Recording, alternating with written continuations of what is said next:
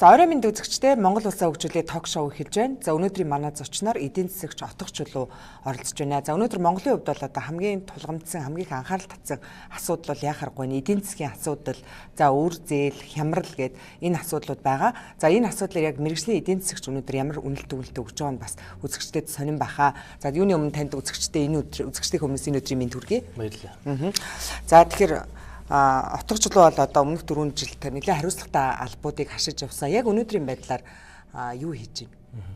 Өнөөдөр би хувьдаа нэг судалгаа хийгээд бас нэг ганц хоёр бизнесийн төслийг илүү зах зээлд одоо ямар үнэлгээтэй байх гэдэг талаас нь хараад юм одоо илүү арилжааны чиглэлээр судалгаа хийж байна. Бас нэг эрдэм шийдвэрлэгээний ажил хийж байгаа. Олон улсын сэтгүүлүүдэд нэг 2-3 нийтлүүд хэвлүүлсэн байсан. Тэрийг бас ингээд шинжлэх санаатай ингээд сууж байгаа. Тэгэхээр өмнөх 4 жилд бол мэдээж ингээд төр даалга башаад хажуугаар ингээд судалгаа хийх. За тэр бол одоо ямар нэгэн байдлаар нөгөө судалгааны дүнг ингээд улс төрийн өнцгөөс ч юм уу харах тийм байдаг л да. Тэгэхээр өнөөдөр яг нөгөө мэргэжлийнхээ төвшөнд яг энэ судалгааг хараат бусаар хийх тийм боломж олдож байна гэж ойлгож болох уу? Мэдээж одоо тоо худлаа хэлдэггүй гэдэг учраас бас тоон дээр ажиллана. Тэгээд харамсалтай сүүлийн хэдэн саруудад бол энэ төрийн байгууллагуудаас тоо олж авахд бол нэлээд хэцүү болчихлоо. Тоогоо шинжилдэггүй. Ингээ энэ нэг жоохон хүндрэлэн тэрнээс биш ер нь бол гайвал тэ. Олон улсын байгууллагууд манай тоонуудыг бол нэхэж яваад ингээд олон улсынхаа веб хуудасууд дээр тавьчихдаг учраас бас тэндээс нь олж аваад ингээд хийж яхад бол боломж юм байгаа. Тоо бодиттой гарч чадах уу? Тухайлбал одоо саяхан үндэсний статистикийн орноос ингээ монголчуудын дунд цалин одоо 940 мянган төгрөг байна гэж зарласан. За гэтэл одоо ард нийт болохоор хин 940 мянган төгрөгийн цалин аваад байгаа. Энэ бол одоо худлаа байна гэл ингээд ийм одоо бодиттой биш байна гэж шүүмжил явж идэг. Тоо таны хувьд одоо яг тоотой ажилдаг хүний хувьд Монголын судалгаанууд ер нь хэр үндэслэлтэй гардаг? Олон улсын стандарт аргачлалууд байдаг юм билээ. Тэгээ манай статистикийн хороо тэр олон улсын холбоонд нийлж ороод олон улсын аргачлалын дагуу гаргадаг гэж тайлбарладаг. Тэгээд яг цалин өндөр гараад байгаа нь бас манай зарим эдийн засгчдын тайлбарлаж байгаагаар бол уул уурхайн салбарынхан их өндөр цалин авдаг учраас ингээд дундчийн дээш нь татчаад байна гэсэн ийм тайлбар өгдөг юм билээ. Яг ингээ бодитоор хэмжээд үзэх юм бол манай монголчууд бол ерөн тийм юмд их субъектив ханддаг хүмүүс. Бага амиг байгаагаас нь илүү муугар харж иж тэгжээж одоо юмд итгэдэг хүмүүс байгаа. Тийм учраас одоо энгийн жишээ хэлэхэд 2000 онд манай эдийн засаг хэдд байсан, дэлхийд хэдд байсан. Одоо манай эдийн засаг дэлхийд хэдж явах чинь тэгэхээр нэг 30-40 байраар урагшилсан байгаа. Худалдан авах чадвар гэж ойлголт байдаг. Энэ сүүлийн 20 жилд энэ худалдан авах чадвараа хамгийн сайн дэвшлүүлж чадсан үндэстнүүдийн нэг улс бол яхахгүй Монгол байгаа. Тэгээд энэ нэг 10 хэдхэн жилийн дараа эдийн засаг нь 20 дахин томорцсон ийм үндэстэн бол дэлхийд дээр байхгүй. Өнөөдөр гадаад юм уу, ажилтгүй юм уу, сурдгүй юм уу, одоо гадаад нэг том бизнестэй холбоогүй ийм айл өрхийг олоод ирэх юм бол хэцүү боллоо. Урд нь бол тийм айл өрхийг олоход хэцүү байлаа шүү дээ. Тэгээд манай монголчуудын одоо амьдралаас хүлээх хүлээлт амжилтанд хүрэх гэсэн тэр юмнууд их хурдан, тэг юмд их хурдан сэтгэл ханамж нь их хурдан алдагддаг, дандаа ингэж их өсч идэг. Ийм учраас бас зарим нэг статистик тоонуудад шүүмжлэлтэй хандж байгаа нэг өнцөг гэж магадгүй. Дэлхийн банкны судалгаа байдаг, өөр олон улсын байгууллагын судалгаа байдаг. Яг бодит амжиргааны түвшинд бол монголчууд бол сүүлийн хэдэн жилүүд бол бас их амжилтанд хүрсэн гэдгийг бол хэлээд байгаа. За тэгэхээр бас энэ их сайхан сонсогч л да одоо худалдаа авах чадвар өссөн. За эдийн засгийн гэж 20%-аар хэлсэн. Тэгвэл яагаад өнөөдөр нэг олон нийтэд мэдээлэл хүргэж байгаа улс төрчид маань одоо энэ эдийн засаг одоо хямарч одоо ёроолдоо хүрлээ, ангалдаа хүрлээ. За дээрэс нь одоо эдийн засаг илгээрээ хэвтлээ гэл ийм нэр томьёонуудыг ашиглаад яриад идэг штеп. Тэгэхээр энэ бол одоо зөвхөн тэр улс төрчдийн буруу юу эсвэл яагаад ингэж яриад идэг юм бэ? Эдийн засгийн хямрал гэж манай засаг төрийнхөө өөрсдөө их яриад байгаа л да. Тэгээд яг эдийн засгч хүний хувьд эдийн засгийг ямар үед хямарсан гэж үзэх вэ гэвэл дотоодын нийт бүтээгдэхүүний бодит өсөлт нь одоо эдийн засаг нь 3 улирал дараалж хасахтай гарвал хямрал гэж үздэг. Гэтэл манайд бол сүүлийн жилүүдэд бол ийм үзэгдэл болоогүй. Нодлон намар бол нэг ахисан, нэг хасахтай гарсан. Тэр бол манай нөгөө ажил хариуцж ирсэн хүмүүс маань бага аймаг багаагаар нь хэлхийн оронд илүү одоо нөгөө орон нутгийн сонгуул ухтаад жишээлбэл Монгол банкны ерөнхийлөгчийн хэлсэг өгөөд нь шүү дээ. Валютын нөө засах 400 сая доллар байна. Сангийн сайдын хэлсэг байгаа. Төсвийн алдагдал эдийн засгийн 30% удахгүй 70% хүрэх гээд байна гэсэн ийм улс орны эдийн засаг одоо дампуурсан байна гэж зарлаад байдаг шүү. Дэлхийгээр нэг тарсан. Үр дүнд нь юу болсон бэ гэвэл манай зээлжигч хэрэглэлийг гадны байгууллагууд бол 2 дахин бууруулсан. Яг ирээд хэлжлээ л дээ. Монгол бол их боломжтой орн юм байна шүү дээ. Танаа татвар төлөлт сайн байна. Эдийн засгийн сансны хөвтгүүд гайгүй яваад байна. Гэхдээ одоо асуудал хариуцж байгаа хүмүүсийн удирдах чадвар нь бол асуудалтай юм шиг байна. Яагаад боломжоо олж харахгүй ингэж муулаад байгаа юм бэ гэж. Яг Монгол хүн бол хараад ойлгоно л доо. Тэр чинь эрх баригч нам маань бол хариуцлагаас зугтааж ин бид нар ийм Монголын түүхэнд байгаагүй хүнд эдийн засаг хүлээж авсан гэсэн юм их явуулж байна. Гэтэл сүүлийн 4 жилд бол эрх баригч намын маань хамгийн том лидерүүд нь сангийн сайдаар ажиллаж ирсэн нь бол үнэн. Эрх баригч нам маань тэр үед ардчилсан намтаа нийлээд энэ өрийн хязгаарыг өсгөх, энэ хүндрэл рүү оруулах хуулийг өөртөө баталсан гэдгээ мэдж байгаа. Тэгэхээр би юу гэж харж байгаа нөхөр яагаад манай энэ эдийн засгийг ингэж байгаагаас нь илүү муу харуулахаар ингэж засгийн газраас их хүчтэй ийм тархи угаалт хийгээд байна вэ гэхээр энэ бол эхний ээлжинд бол орон нутгийн сонгуулийг өгцсөн ийм алхмууд байсан. Одоо бол мэдээж ерөнхийлөгчийн сонгуул болох гэж байна. Тэгэхээр манай эрх баригч намын маань үндсэн сонирхол юу вэ гэвэл өрсөлдөгч намаа бол аль болохоор муухай харуулахыг сонирхож байна. Энэний үр дүнд нь манай эдийн засаг бол ингээд илүү аятайхан явж явах байсан боломжоо алдаад гадаад нэр хүндээ бол алдчихж байна. Тэгэхээр уг нь энэ төрийн төсвийн мөнгөний бодлого гэдэг чинь эцсийн хэрэглэгч нь ард түмэн байдаг, жижиг дунд үйлдвэрлэгч нар байдаг, ажлын байр бий болгож байгаа хүмүүс байдаг. Энэ бодлого маань үндсэн үүргээ гүйцэтгэхийн оронд гажуудаад өрсөлдөгч намаа намдаг хэрэгсэл болчихж байгаа. Тэгэхээр нөө төрийн сайд хүний өгч юм бас ингээ үн цэнэгүй болж эхэлж байгаа юм л да. Тэгэхээр Монгол төрийн сайд дүү эсвэл сонгуульд ялгаж байгаа намын сайд дүү гэдэг нь ойлгомжгүй болчихоор манай одоо энэ нийгмийн сэтгэл зүй их доошо унж байна. Сая ингээд олон улсын судалгааны үр дүнг харж яхад ирээдүйд итгэл бол өнгөрсөн хэдэн сарын дотор бол хэдэн пунктээр унсан байна. Ерөөсөө эдийн засгийн одоо улс орн нь өргөдөж ивчлээ, эдийн засаг одоо дампуурчлаа гэдээ яриад харч одоо ирээдүйд итгэл иргэдийн хувьд байхгүй болох нь арга. Олон улсын статистик байдаг яг тухайн засгийн газрын татвар төлөгчдийн төлөх ёстой өөр эдийн засгийнхаа харьцуулахад хэд байна гэвэл манайх бол нэг 40-60% хооронд бол байгаад байгаа юм. Яг Монгол банкны тэр 2 тэрбум долларын свотыг засгийн газрын өөр мөн үү биш үү гэсэн эргэлзээ байдیں۔ Тэрийг оруулах юм бол 70%. Гэхдээ л манайх бол олон улсын дундчтай харьцуулахад бол дунджаас бага түвшинд байгаа байхгүй. Одоо үржилтийн түвшингөөрөө. Яг энэ өөрийнх нь өөргээд байгаа энэ санхүүжилтийн зарим нь доллар, манай долларын хашаа ингээ алдсан байгаа учраас мэдээж өөрийн дарамт бол өндөр байгаа. Тэгээд яг ингээ мэрэгжлийн эмч хүн хүнийг онцлох юм бол за ямар ч гэсэн боломжийн байна шүү гэж хэлээд байгаа байхгүй. Гэтэл нөгөө өвч нь үгүй. Надаас илүү их өвчин гарч ирэх ёстой. Яагаад гэвэл миний өмнөх эмч маань их муу байсан учраас тэр эмчээс ямар нэг юм олох ёстой гэдэг байгаа байхгүй. Тэгэхээр энэ улс төрөлжилт маань өөрөө утгаа алдаад төрийн бодлогыг ингээд эдийн засгийн нэлгээр нь өстой хэвтүүлээд ч хамаагүйгээр нэг өрсөлдөгч намаа дэвсэлжлээвэл юу ч өстой золиосноо гарахад бэлэн болчиход байгааг нь л нэг илэрлээ. Та бол эдийн засгийг одоо тийм шалдаа бууснаар бол харахгүй ингээд яг тодорхой судалгаан дэрийг харж байгаа юм шүү дээ. Одоо нөгөө манайхан ч их олон хэмжүүрээр ярьдаг шүү дээ. Одоо за англын ирмэг дээр байна. Эсвэл одоо тэр ёроолдоо хүртэл одоо энэс доошоо байхгүй гэл. Таны хувьд ер нь за эдийн засгийн хямрал бол байгаа юу? Яг тэгвэл ямархуу төвшинг байгаа юу? Эдийн засгийн хямрал бол байхгүй. Яг тэгвэл 3 удирал дараалж засахтаа гараагүй учраас эдийн засгийн хүндрэл бол байгаа. Хөтөлбөрт хамрагдчихв. Нэг улс орнууд одоо эдийн засгийн дампуурлыг зарлахгүй тулд одоо олон улсын валютын цангаас санхүүжилт авч иж ингээд тогтоож байгаа амь тариа гэдэг шүү. Тэгвэл хямрал байхгүй бол яагаад энэ хөтөлбөрт хамрагдчих вэ? Эдийн засгийн хямрал бол тустай ойлголт байдаг. Манайд бол валютын хямрал үүсч гэнэ гэж үзэх үндэстэй. Яг тэгвэл долларын ханш маань их буурсан. Валютын нөөц бол их бага байгаа. Тэгэхээр энэ үүсч байгаа хүндрэлийг гарахын тулд мэдээж зээл хэрэгтэй болсон. Хоёр л тоо хэлээ л да. Сая манай нөгөө их хөрөгч гэсэн их бахархаж хэлээд байлээ. Нэгдүгürt татврын орлого бол асар их биелж гарлаа. Одоо давсан гэдэг ааш. Тэгэхээр чи манай эдийн засгийн үйл ажиллагаа бол бидний бодож байгаагаас илүү байгааг харуулж байгаа байхгүй. Хоёрт нь эхний 1 сарын байдлаар тушаасан алт бол одоо түүхэн хэмжээндээ хүрлээ. Гадаад худалдааны ашиг бол ерөөсөө эхний 1 сар ихэд хэдэн зуун сая доллар байна. Уг нь бол хэдэн зуун сая долларын алдагдaltaй байдаг гэсэн. Тэгэхээр ганцхан сарын тур ингэж байгаа юм чинь цаашаа 12 сараар үржүүлэх юм бол манай эдийн засаг бол бидний бодож байгаагаас илүү байгаа.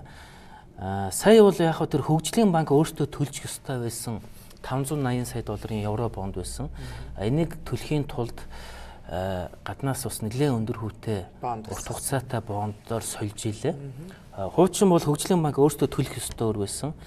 Энийн татвар төлөгчдийн мөнгөөр 7 жилийн дараа хамаагүй өндөр хүүгээр хамаагүй урт хугацаатай ийм мөнгөөр сольж яана л да. Тэгэхээр тэрний эрэлт бол их байсан гэж. Тэгэхээр гадныхан бол монголчуудад итгэж байгааг л харуулж байгаа байхгүй. Олон улсын валютын сангийн хөтөлбөрт хамрагдахдаа за мэдээж одоо энэ Монгол улсын энэ эдийн засгийн дампууралд хүргээд байгаа үнэхээр хямралд хүргээд байгаа нэг зүйл бол энэ одоо төсвийн үргэлгэн байдал улс төрчид ингээл 76% аагаал ингээд тал тийш нь тараадаг. Гэтэл одоо нөгөө эдийн засгаа ингээд эмхэлж зэгцлэхэд одоо их хэрэгтэй гэж хэлэнгүүтээ яг өөрсдөө нөгөө нэг тэр тансаглалаасаа болох нь гэхээр үгүй нөгөө яг татвар төлөгчдийн одоо халаас руу гараа шургуулсан байдлаа одоо нийгмийн татгалыг нэмнэ. За одоо хатгаламжаас хүү аавна гэдэг яг нөгөө нэг иргэдийн халаас руу ингэж орсон тийм байдлаар л явчлаа л да. Энийг ер нь хэр зөв шийдэл гэж та бодож байна?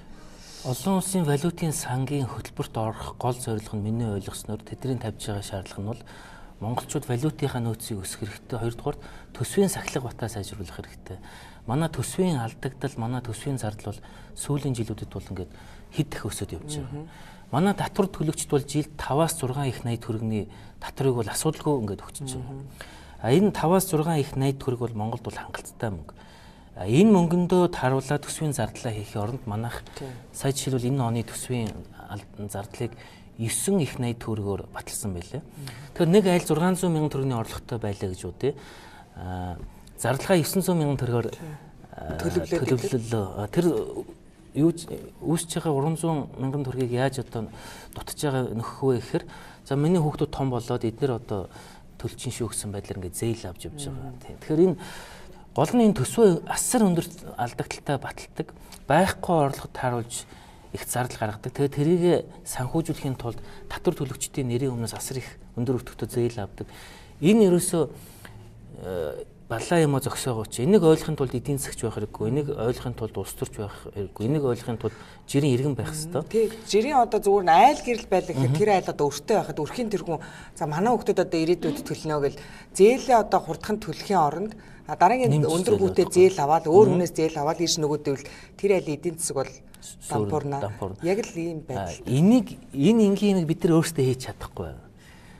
Тэгэхээр нөгөө архинд орцсон хүн өөрөө архиа ингээд сейфэнд хийгээд төлхөөрөө хийлээ. Тэгэл ямар нэгэн шалтгаан болоод төлхөөрөөр онгойлгол нэг архиа гаргаж ууш штэ. Яг энэ шиг энэ олон улсын валютын сангийн хөтөлбөрт орж байгааг нь манайхны мөнгөгүйтэй юм уу ядраад байгаа юм хямралд орох гээд байгаа биш. Энэ нэг хортой зуршлаасаа өөртөө гарч чадахгүй байгаа учраас төлхөөрөө цоожлоод гадны хүндэл өгч байгаа байхгүй. За ингээд би ингээд чичрээд архи уух гэдэг үл надад л битгий өөр энэ төлхөөрийг гэж байгаа л ийм л хөтөлбөр юм байна шүү дээ. Тэрнээс биш энэ бол нэг бид нар нэг мөнгөгүй болчоол нэг өрний далаад живчил ингээд байгаад бол биш л дээ. Бид нар ингээ өрийн далаад живээ тийм л хямарч байгаа юм бол сая тэр хуралтай бонд дээр нь хэд дахин илүү өндөр санал ирээл булаацалтал авсан гэж эдгээр чи өөртөө судалжлаа дээ шүү дээ. Тийм өрөнд орсон хүнд яах гэж одоо тэгж их сөвд болох юм уу. Тэгэхээр манай эдийн засгийн боломж бол бидний бодож байгаагаас илүү сайн байна. Манай жилийн экспорт чинь юу нөгөө нэг айлгаад байгаа Чингис бондос чи хэд их илүү байгаа шүү дээ. Тэгэхээр манад бол боломж байгаа юм. Маш их боломж байгаа. Экспорт одоо илүү гэснээс за та бол өмнөх 4 жилдээс оюут толгойн тууцад одоо Монголыг төлөөлж ажиллаж байсан. За Монгол улсаас одоо тэр оюут толгоогоос 5 толгоогоос экспортлж байгаа бүтээгдэхүүний хэмжээ одоо жилээс жилд нэмэгдээд идэг. Гэтэл яг Монгол улсын төсөвт орж ирж байгаа нь яг тэр хэмжээгээр нэмэгддэггүй. Өөрөөр хэлэх юм бол одоо түүнээс үүдэлтэйгээр одоо энэ оюут толгой бол одоо монголчуудыг л уурдж байна. Энэ Монголд хүртэхгүй байна ашиг нь гэдэг ийм шүмжлээд маш их явдаг шүү дээ. Та яг дотор нь орж ажилласан эдийн засгч хүний хувьд үүнтэй санал нийлэх үү? Яг тэнд ямар байдгийг нөхцөл байдал? Оюут толгойн төсөл, оюут толгойн гэрээ маань өөрөө тийм төгс төгөлдөр зүйл биш. Зас залруулахаар юм байсан. Өмнөх засгийн газрын зүгээс бол амжилтанд хүрсэн юм байгаа, хүрээгүй юм байгаа. Гэхдээ хамгийн гол нь энэ төсөл явах ёстой. Энэ төслийн хард бол 100000 хүн одоо өндөр цалинтай ажил хийж ажиллаж идэг. Энэ 100000 хүний цалинг сард үржүүлээд үзэх юм бол энэ манай эдийн засгийн бас нэлээд багагүй хувийг эзэлж байгаа. Хоёрт манай эдийн засаг 3 дахин томроход бол оюут толгой маш их чухал үүрэг гүйцэтгэсэн. Энэ Чингис бонд, хуралдай бонд, энэ янз бүрийн бондыг авах одоо хамгийн том баталгаа бол оюут толгой байдаг. Хэрвээ оюут толгой байгааг бол гадныхнаас хинч бидэрт ингэж итгэж хөрөнгө оруулалт хийхгүй, зээл өгөхгүй. Оюутлогын хувьд бол жилд нэг 700 сая орчим долларын худалдаа авалтыг хийдэг. Энд бол одоо үндэсний компаниуд бол ороод явж байгаа. Тэгэхээр оюутлогоос ирж байгаа өгөөжийг сайжруулахын тулд оюутлогыг муулахаасаа илүү бид нар өөрсдөө анхаарч хиймэр юм байна. Маш өндөр үнээр бид нар хятадаас захилгаа авч байна оюутлогод. Уг нь тэр мөнгө бол Монгол ажиллагчдад очиж явах хэрэгтэй. Манайхан захилгаа станцаа барьж 60 жил худлаа ярьлаа шүү дээ. Өөртөө барих жахтанд болиулсан. Асар өндөр өртөгтэй тээврээр зэсийн бажимлаа гаргаж байна. Нөгөө 60-70 км төгжрөл үүссэн байгаа нүүрсний замтай холилдоод маш өндөр зардлаа гаргаж байна. Манай гашуун сухатын бомб бол олон улсын бомб биш, дотоодын бомб. Энэ одоо манай эдийн засгийн хамаг нэмэн үртгийг сорж байгаа газар бол тэр байхгүй. Тэр манай энэ засгийн газар маань нөгөө өнгөрсөн үетэйгээ хамт байсан намтайгаа байлдаж яхаар уг нь энэ бодит бэрхшээлийг гаргаад энэ оюутлогоогоос Монголын эдийн засгт орж байгаа өгөөжийг сайжруулах өөрсдийнхөө гэрийн даалгаврыг бас хиймээр байгаа. Тэр гашуун сухатын бомбыг олон улсын болгомоор дийл бүтцийн сайжруулмаар, цахилгааны нөгөөмөр. Дээр нь оюутлогоор ханган нийлүүлж байгаа Монгол компаниудын зарим нь үнэхээр тийм одоо муухайгаар хэлэхэд тийм хуурам ихлэх ганц удаа ингэх тийм нэг чанаргүй юм авчраа шахах ч үгүй юм. Ингээ монголчуудынхаа нэр хүндийг унагсан юм асар их гаргаж байна. Аюулгүй байдлын дүрм журмыг бол ноцтой зөрчиж байна. Тийм учраас одоо энэ оюутал толгой чи өөрөө асар их худалдаа авалт хийж байгаа шүү дээ. Энэ худалдаа авалт хийж байгаа тэр компаниудын дунд байгаа монголчуудын тоглолт нэмэр байна. Монголчууд маань өөрсдөө тэр дэлхийн стандарт нийцдэггүй маа гэхэд одоо ядаж оюутлахоос шаардж байгаа тэр нөхцөлийг хангаад ингээд бараагаа нийлүүлэх юм бол сайн болох бах. Дээр нь оюутлахын хувьд бол төлж байгаа татвар роялти бол одоо бараг 2 тэрбум доллар хүрж байгаа юм. Үйлдвэрлэж эхлэегүй байхдаа л асар их мөнгийг улсын төсөвд оруулаад эхэлсэн шүү дээ. Тэгээ бодиттой судалгааны хувьд бол би ингэж бодож байна л да. Оюутлахын оруулж байгаа хувь нэмрийг бол яг ажил хийж үзсэн хүмүүс бол ойлгодог. Зүгээр нэг улс төрийн суртал хуулганд автаад ингээ өөрөө тоо баримтаа олоод өөрөө ингэж өөрийн гэсэн оюун дүгнэлт гаргахын оронд залхуураад ингээд улс төрчтэй хэлж байгаа юм сохроор итгээд ингээ өөртөө эзэн болж чадахгүй байгаа хүмүүсийн хувьд бол оюутлахыг шүүмжилдэг. Тэгээ сая хамгийн сүүлд манай хөндлөнгийн нэг байгууллагын хийсэн судалгаагаар харахад бол монголчуудын 60-аас 70% нь оюутлахын үйл ажиллагааг дэмжиж илээ. Маш сайн буюу сайн гэсэн үнэлгээ өгж байгаа. Мэдээж арчилсан орон учраас оюутлахад бол шүүмжлэлтэй ханддаг 20-30% байгаа. Тэгээ би оюутлахыг бол өмөрөхөд байгаа юм биш, магтах гээд байгаа юм биш. Оюутлахаа байсан учраас манай эдийн засаг бол асар хурдтай өсөхөд бол нэмэр болсон. Манай улсын засгийн газрын бонд, манай улсын хөрөнгө оруулалтын орчинд бол оюутлал бол үнэхээр том маркетингийн сурчлагаа болсон. Тэгээд энэ төсөл бол одоо цаашаа бизнесийнхаа зарчмаар явуусаа л гэж бодож байна. Өөр нэг анхаарал татсан асуудал нь Эрдэнэ төлбөрийн асуудал. За Эрдэнэ төлбөрийг бол одоо Монголын компани 49%-ийг нь авчирсан. За гэтэл одоо улсын хурал за энэ бол одоо улсын хурлаар зөвшөөрлөггүйгээр хууль зөрчиж авсан байна гэдэг ингээд сая намрын чуулганы өмнө Эрдэнэтийг 100% одоо төрийн мэдэлд авах шийдвэрийг гаргачлаа. Энэ бол одоо зөвхөн эхлэл ер нь цаашаа одоо энэ Эрдэнэт тойрсон асар том улс төр за юу гэдэг ингээ үргэлжлэх нэ гэсэн тийм хүлээлт байна л да. Та яг энэ Эрдэнэтийн 49%-ийг төрд авсан энэ асуудлыг одоо яг зөв гэж бодож байна уу эсвэл буруу гэж бодож байна уу? Одоо ингээд би Эрдэнэтийн талаар ярихаар Эрдэнэтийг өмөрч байгаа юмсыг сонсогдох байх. Одоо манай маст маань одоо Эрдэнэтийг шүүмжилдэг 49%-ийг муухай гэж хэлдэг хүн бол Ардын Баатар болчиход байна шүү дээ. Энэ үед бол яг хөө ингээд Эрдэнэтийг магтдаг юм өмөрд юм шүүмжилмээрг байна. Би зүгээр баримтлал ярив. Эрдэнэтийн асуудал бол 12-13 оноос яригдчих эхэлсэн юм байлээ. Оросын холбооны улс бол асар том тийм ховчлын хөтөлбөр гаргаад том компаниудаа бол зараад эхэлсэн. Гэтэл нэг хэсэг газрын сүнсний үн өслөө шүү дээ. Тэр үед бол ингээд хэсэг азандсан байж байгаад нөгөө Украин, Кремийн асуудлаас болоод санкцд оронгуудаа нөгөө ховчллынхаа хөтөлбөрийг дахиж шинжиж батлаад илүү эрч хүчтэйгээр бол зараад эхэлсэн юм байлээ. Тэгээ энэ бол 2-3 жил явсан энэ хэлцэлд бол Монголоос нэг компани орсон. Миний ойлгосноор Казах, Хятадаас бас нэлээд хүчтэй баян компаниуд орсон. Манай улс төрчдөө ч бас тохирсон юм байсан баг. Хэрвээ Хятадын ч юм уу Казахын компанид очсон бол манад байгаа нөгөө хүмүүс нь бас тодорхой хэмжээгээр ингээд оролцоод явах тиймэрхүү тохироонууд байсныг үгүйсэхгүй. Ийм учраас их юмнууд их нууц болсон гэж ойлгосон. Би бол тэрэнд ерөөсөө оролцоогүй учраас бол мэдэхгүй байна. Оросын тал юу гэж одоо нэг захиа өгөөд чуулган дээр бол харагдчихлаа. Энэ гэрээ хэлцэл бол олон улсын хуулийн дагуу болсон. Оросын холбооны улсын хуулийн дагуу болсон. Монгол улсын хуулийн дагуу болсон. Дэлхийд дээр хамгийн шилдэг компаниуд бол нэр төрийн баталгаа гаргасан. Тийм учраас энэ бол хууль зөрчсөн байх үндслэлгүй гэсэн ийм бичгийг бол өгсөн байлаа.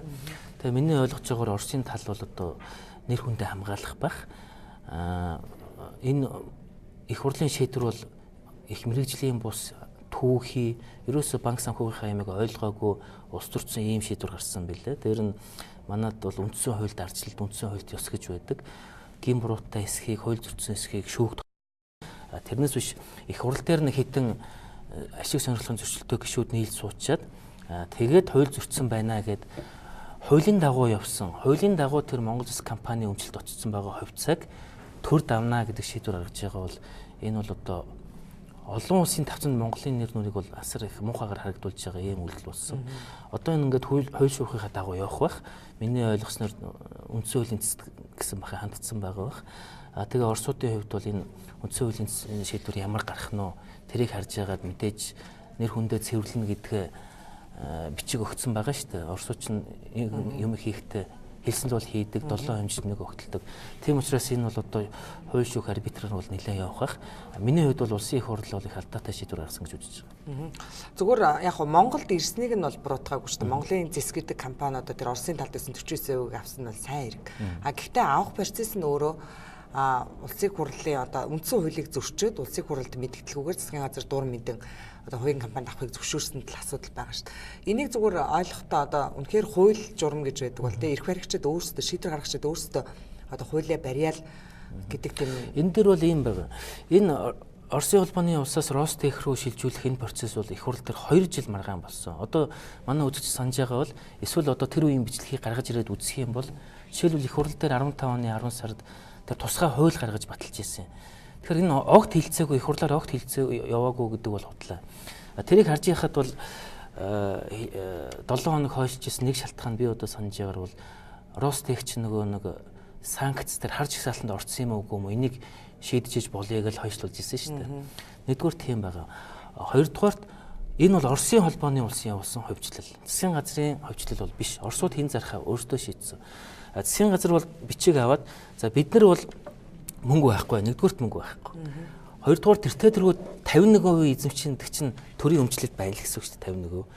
Эрдэнтийн бүх борлуулалт өгөөж орлогын 95% монголчууд авдаг. Тэгэхээр тэртээ тэргүү асар их өгөөж авж байгаа байц бид нар татвар төлөгчдийн тэр 400-500 сая долларыг одоо тэр Лондоны арбитр дээр 200 сая долларын өрөнд орж байгаа энэ компанид өгч яах. Дээр нь техник технологийн шинжилэл зайлшгүй хийх болсон Эрдэнэт. Тэр бол дахиад нэг 500 сая доллар болно.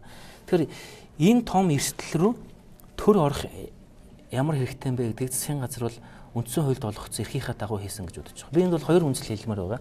Манай үндсэн хуульд бүхэл бүтэн заалт байт юм билээ. Засгийн газар бол их хурл дараа мэдэгдэх нөхцөлтөөр аливаа гэрээ хэлцээрээс бол гарчуулна байгуулж болно гэдэг. Хоёрдугаарт тэр Оросын холбооны улстай байгуулсан гэрээ байт юм билээ. Их хурлаар батлагдсан. Тэр гэрээн дээр юу гэдэг вэ гэхээр олон улсын Венийн конвенцийн дагуу энэ одоо гэрээний талуудын одоо аль нэг нь хувьцааг нь солигдох юм бол энэ гэрээ автоматар хүчингүй болно шүү гэж байгаа байхгүй. Тэгэхээр Эрдэнэтээр 49% байгуулсан Монголын засгийн газар Ростехийн тэр гэрээ маань хүчин одоо Ростех гээд Монголын компанид өгчлөө шүү дээ. Автоматар тэр гэрээ хэлцэл хүчингүй болж байгаа байхгүй. Тэгэхээр засгийн газар бол заавал их хурлаас шүүрэл авах тийм шаардлага бол хууль зүйн хувьд бол байхгүй. Хоёрдугаарт Арслан намын засгийн газар байсан. Арслан намын нэг үзэл баримтлал бол эн чинь либерал үзэл баримталтай нам. Тэр нь өнгөрсөн их хурл дээр ямар тогтоол гарсан бэ гэхээр төрөөс эрс соёлын салбарт баримтлах бодлоготой болно. Монгол улс бол уул уурхайн салбарт төрийн бодлоготой болно. Энэ төрийн бодлого ерөөсөө амин сүнс нь Монголын уул уурхай бол хувийн хвшилд төшөлж хөгжин шүү. Цаашдаа төр стратегийн ордыг нэмэхгүй шүү. Цаашдаа төр ингэж эрсдэлтэй бизнес рүү татвар төлөгчдийн мөнгийг оруулахгүй шүү. Үр дүнд нь юу болдог вэ гэхээр одоо өнгөрсөн 10 хэдэн жилийн туршид бол манай нөгөө зарим төрийн том албан тушаалтнууд маань шахааны бизнес гэдэг юмар 5-6 тэрбум долларын тийм шахаа хийсэн байна гэдгийг Оросууд бол Ростех ч засгийн газараас авсан шүү дээ. Тэгээ маш их аудит хийсэн байдаг юм билээ. Тэгээд харж байгаад за ер нь бол энэ шахааны бизнес нь бол дийлэхгүй юм байна. 51% тэртээ тэргүй төрд байгаа юм чинь гэдэг. Тэгэхээр Ростехүүд нэг гарсан шалтгаан энэ байж болох юм. Тэгээ Монголын ард түмний хувьд бол социологийн судалгаа ингээ харж байхад Сант Марлын судалгаа байлаа. Одоо манай үзэгчид бол веб хуудас руу ороод харчих хэрэгтэй. 13, 14, 15 оны судалгаан дээр ерөн стратегийн орд дээр үйл ажиллагаа явуулж байгаа компани 100% төрөв байхад зөөхд бол ихэнх нь буруу гэж байгаа. Хамгийн оновчтой зөв загвар юу вэ гэвэл төр хувийн хвшил хоёр хамтраад стратегийн орд дээр үйл ажиллагаа явуулах юм бол бие биенээ харилцан хийнэ. Тэгэхээр энэ бол нэг туйлшралаас нөгөө туйлшрал руу явахгүй юм а гэдэг бол хариулсан мэлээ. Тэгэхээр яг ингээд цэвэр шинжлэх ухааны үндэслэлтэй социологийн судалгаа хийгээд үнэхээр ард түмэн юу бодож ин гэдгийг гаргаж ирэх юм бол ихэнх нь 100% төрд очихыг бол тэгж их таашаахгүй байх. Яагаад гэвэл одоо манай төрийн өмчтэй компаниудын өөр нь 10 их 80 төгрөг болчиход байна шүү дээ. Мэдээж одоо төр хамгийн муу менежер гэдгийг хамгийн сайн батлаад байна. Энэ 10 их 80 төгрөгийг чинь тэр компани төлөхгүй шүү дээ. Дампууруу даалга болно. Татвар төлөгч төлнө шүү дээ. За баярлалаа. Тэгэхээр нэг үе бодвол бас энэ дэлхийн зах зээл дээр түүхийн эдийн үн өсөх хандлагатай байна. За нүүрс алтнаас өсвөлээд та бас судлаач хүний хувьд ер нь энэ ойрын жилүүдэд дэлхийн зах зээл дээр яг манайтай хамаарал бүхий энэ улуурхайн түүхийн эдүүдийн үн ханшур нь ямар хөө байдалтай байх юм бол энэ нь манай эдийн засагт одоо яг ямар байдлаар нөлөөлөх вэ? Ерөнхийн ноён нуруугаар бол их сайн байгаа. Би бол их өдрөг байгаа. Ялангуяа зэсийн үед бол цааш өсөх байх. Нүүрсний үед бол нэг хэсэгт унаа буцаад тэгээс сэргэх байх. Гол нь манайх энэ хятадын зах зээл дээр хэр амжилттай ажиллах нь тэр нэг бүснийг санаачлаг гэдэг их том төслүүд байна. Энд тэр орж чадах нь Хятад бол Индонез, Чили, Орос, Пакистан гэ Афганистан, Австрали гэд хамаагүй орнуудаас маш их түүхий давж байна. Гэтэл яг ард нь байгаа бид нэр тэрийгэ зарж яхах юм бол биднэрт л ашигтай л да. Тэр гол нь манай энэ төр засгийн хурд, төр засгийн асуудал шийдэж байгаа юу тэгээд асуудал яаж ирэмбэлж байгаа. Одоо энэ дотоодын хэрүүлдэ хийсээр бол 1 жилийг авах юм уу? Эсвэл үнэхээр ирээдүйд одоо Монголын залуучууд бизнес хийх боломжтой, гаднаас хөрөнгө оруулалт татах боломжтой тэр эдийн засгийг бүрдүүлэхийн тулд зоригтой хөдөлгөх юм уу? Хурдтай хөдөлгөх юм уу? Эндээс маш их юм хамаархаар байгаа. Тэгээд монголчууд бид одоо их амны ишигтэй, их хацтай ард түмэн юм даанч ингээд нэг дотоодын утгагүй улс төрчлөлтөөс болж одоо бүтэн 1 жилийг алдчихлаа. Одоо цаашаа дахиад хэдэн жилийг алдахыг үлдээхгүй.